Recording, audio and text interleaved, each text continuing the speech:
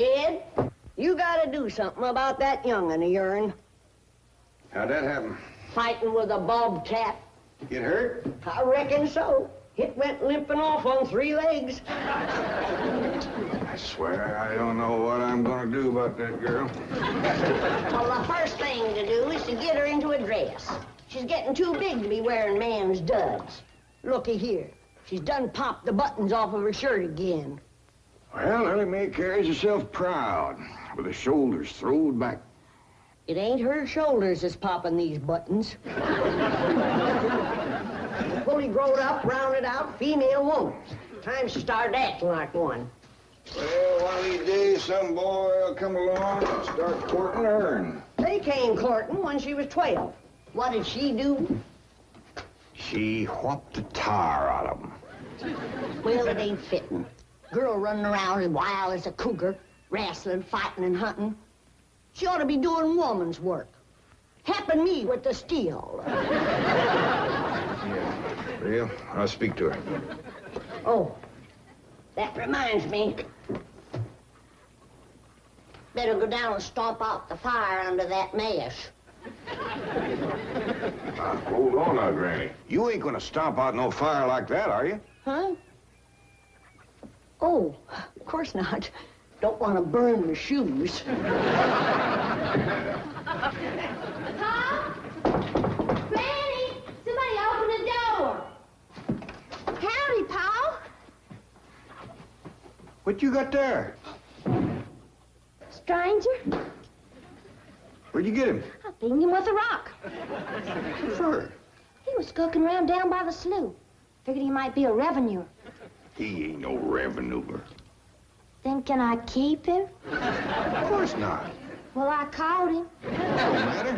Well, he won't be no trouble. I could keep him out in the smokehouse. Ellie Mae, you can't keep people like they were dogs and cats. Ooh, ooh, ooh, ow, ooh, that's hard.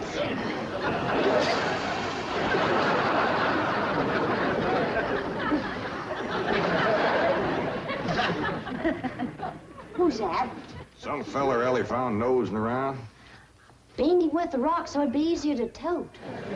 They're fellas from the petroleum company. What's a petroleum? I don't know. He asked me if he could do some wildcatting down by the slough.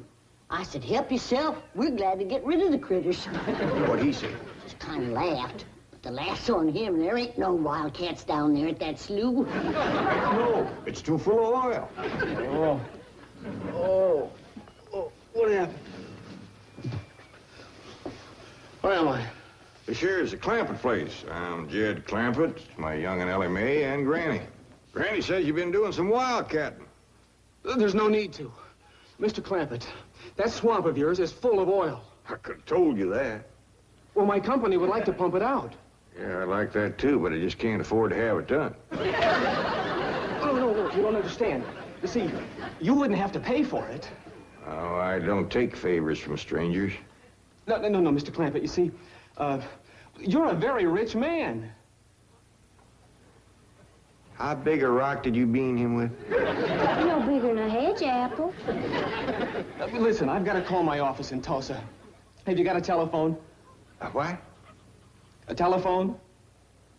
Or maybe one of your neighbors has one. It's well, down in this country, it's probably a box attached to the wall. And, you talk into it, and they can hear you in Tulsa. Maybe you better sit down for a spell. No, I haven't time. Listen, where's the nearest airfield? Airfield? You know, Granny, that's one of them there fields that's up in the air. Oh, never mind. I'll find it myself. Listen, now don't you sell that swamp till you hear from me. I'm flying to Tulsa. Now he thinks he's got wings. There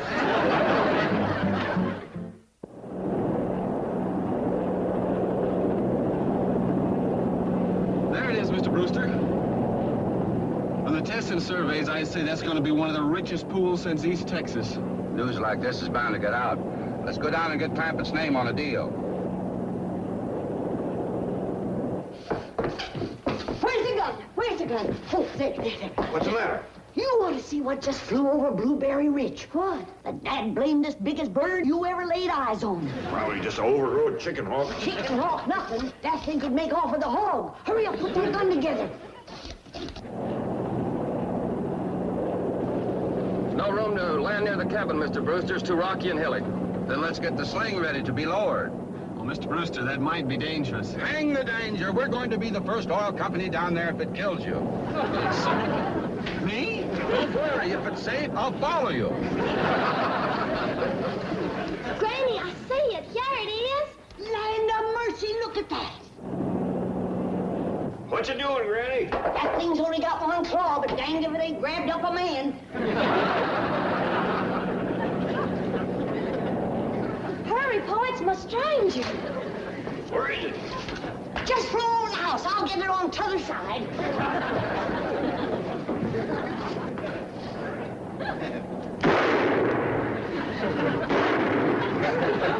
You kill it, Granny? No, but I made it drop that stranger.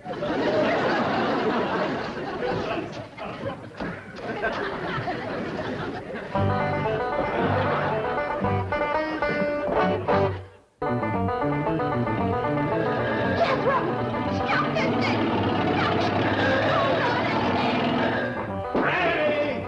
Granny! Yes, Jed? Granny, grab a hold of something and hang on. Cousin Pearl and that overgrown son of hers is headed right for the cabin of that old truck. Heaven protect us.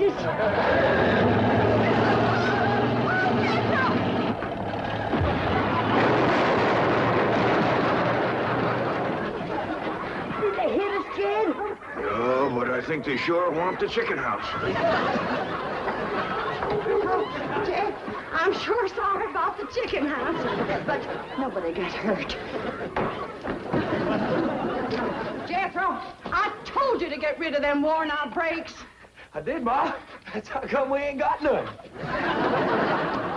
Get on out and lift the chicken house back on its foundation. Jed?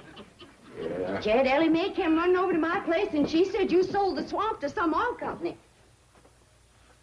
Well, yeah, I guess I did. What did they pay you for it? Well, he ain't paid me nothing yet. The Brewster fella said he'd bring the money later. How much they gonna pay you? Well, he said I'd depend some on how much oil they could pump out. Well, he must have mentioned some figure. What was it? Well, now, Pearl, you know that old swamp weren't worth shucks. Jed Clampett, you got slickered and you're ashamed to admit it. That's just what I told you. Granny, how much they gonna pay him? All right, I'll tell you. He said around somewhere between 25 and 100. 25 and 100? I know it don't sound like much, but Mr. Brewster seemed to set great store by the fact he's going to pay me in some new kind of dollar. There ain't no new kind of dollar. Well, it's new to me. I've heard of gold dollars, silver dollars, paper dollars, but he says he's going to pay me in, what do you call them, Granny? $1 million. Yeah, that's $1 million? it. He wrote the whole thing out on this piece of paper. Here, you can see for yourself. I don't know nothing about that. Let's see here now. Thanks in heaven. Granny, give me the jug. It's empty, but I'll fetch some. I'll go, Granny. Jed, you're a millionaire. A millionaire. Yeah, that's what that Brewster fella kept calling me. I didn't know just how to take it. He meant you're rich. Me? The richest man in these hills. Maybe in the whole state. Oh, Jed, you can have anything you want. Do anything you want. Go any place you want. Yeah, that's another thing he kept saying. He said he reckoned I'd be moving away from here soon. What do you think, Pearl? You think I ought to move? Jed, how can you even ask? Look around you. You're 8 miles from your nearest neighbor. You're overrun with skunks, possums, coyotes, bobcats. You use kerosene lamps for light. You cook on a wood stove, summer and winter. You're drinking homemade moonshine, washing with homemade lye soap. And your bathroom is 50 feet from the house, and you ask, should you move? Yeah, I reckon you're right. Man, be a dang fool to leave all this.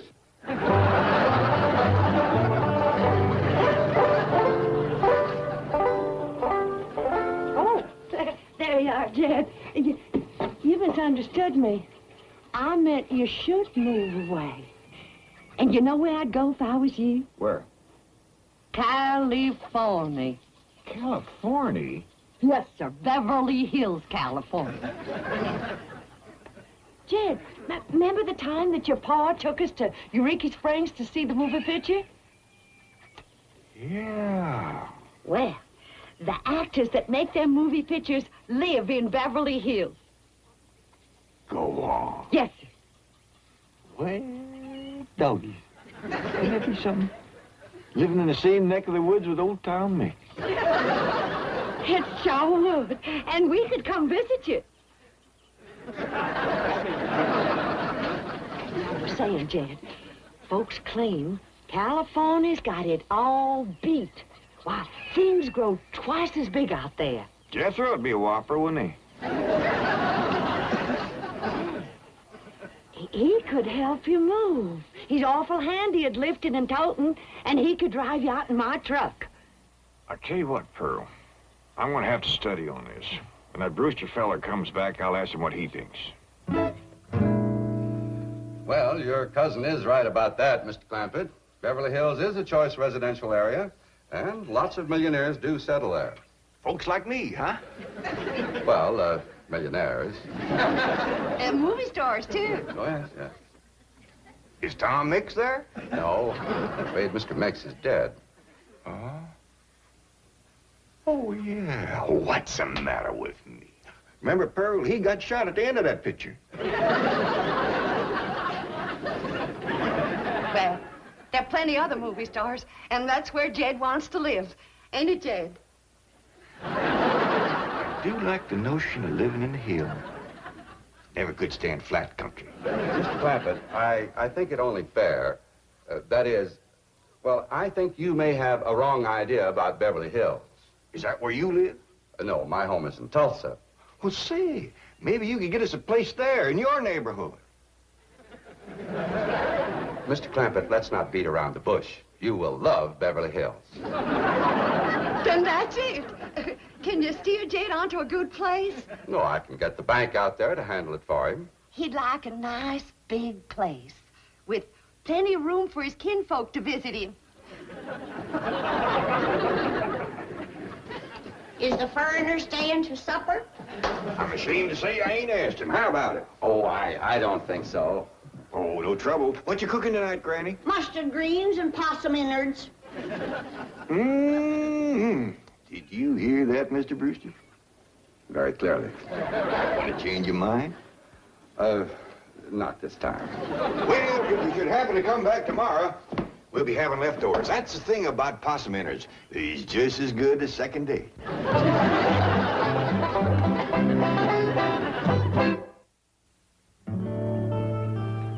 Ellie, if old Duke sits there with you, there ain't gonna be room for Granny. Oh, that's all right, Pa. Granny ain't gone. Who says she ain't? She says she ain't. That's right, Uncle Jed. She's just sitting on the back porch in her rocker, and she says that's as close to California as you're gonna get her. We'll see about that. Danged if I ain't got me the muliest women folk. We ain't never gonna get there.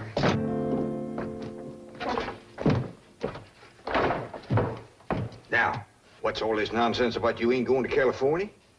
Ain't no nonsense to it. If the good Lord had wanted me in California, he'd have put me in California. Maybe he's just getting around to it. The book says he moves in mysterious ways. Well, if he moves me, I'll go. But you and Big Jethro ain't a budging me. Granny, this here Beverly Hills sounds like the kind of place you'd like. That Brewster fella says they got smogs out there. What's a smog? Well, me and Jethro figured out that's a small hog. And you heard what Pearl said. It ain't got no snow out there. You could run your still year round. Run it the year round here. Yeah, but walking down through the snow to the still always makes you feel so miserable. I might feel miserable walking down, but the way I feels coming back makes up for it. Hey, damn it, Granny. We've been planning and talking about this trip for days. You never said you wouldn't go. Never said I wouldn't either. But that Brewster feller has bought us a house in them Beverly Hills. He sent our $25 million to the bank out there. Well, you just chase on out after it. I'm staying right here. And I ain't afeared neither. Granny, I ain't leaving you here alone. And I ain't a budging out of this rocker.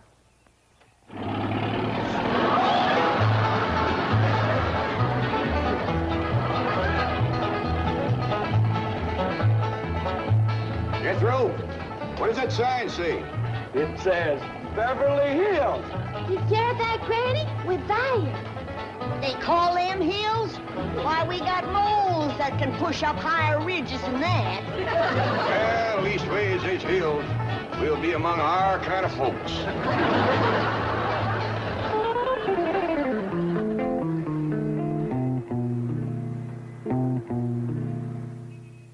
This deposit of $25 million to the account of J.D. Clampett. J.D.? As in Rockefeller. Elevates us to third position in capital assets and assures our bank of... Come in. Oh, I'm sorry to interrupt, Mr. Drysdale. All right, Taylor. Well, are we all set to give the Clampetts a red carpet reception? Well, I'm afraid Mrs. Drysdale still isn't too happy, sir. Yes, I know. Oh, my wife is very upset that I got the estate next to ours for the Clampetts. Says I don't even know what kind of people they are. Do you? I know to the dollar what kind of people they are. They're my kind of people. Loaded. Taylor, have the gardeners got the grounds in order? Yes, sir. But I'm afraid that's another thing your wife is upset about. Oh? Well, you see, your gardeners have been working on their lawn all week. Why, they've mowed it, trimmed it, fed it, clipped it. I don't care if they lather it and shave it. This is the most beautiful mansion in Beverly Hills. I want every square inch of ground within those walls in apple pie... Oh. Yes? Oh, hello, Margaret. No, dear, I'm very What? Well, good heavens, did you call the police? I'll be right there. What happened? The Clampett estate is being invaded by a band of outlaws. Invaded? Yes, they're holding the gardeners at gunpoint.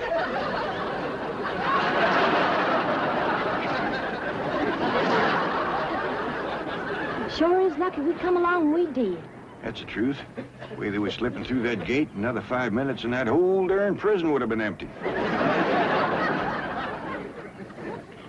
Jethro, you sure that's a prison? Yeah, Uncle Jed.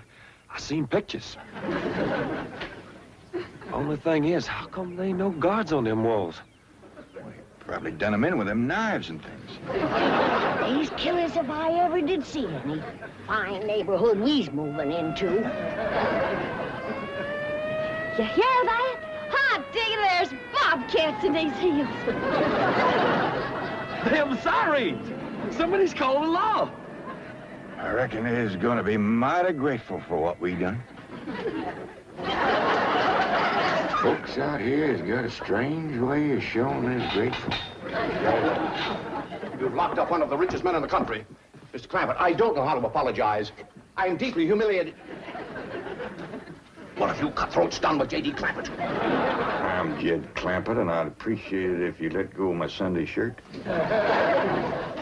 You're J.D. Clampett, the oil millionaire? Yep, this here's my nephew, Jethro. Howdy. Quickly, man, unlock this cell.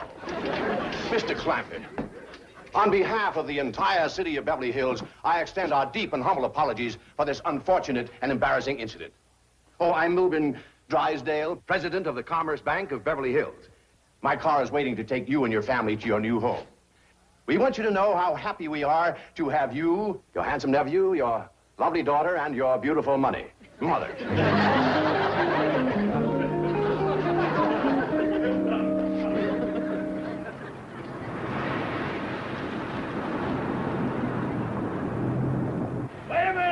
Stop this car! Mr. Drysdale, you tricked us. You just took us out of jail so you could bring us back up here to prison. Head for the hills, everybody! No, wait! Come back! It's not a prison, it's your home! Now, wait! Mr. Clampett! Listen to me! Wait! Come back! Run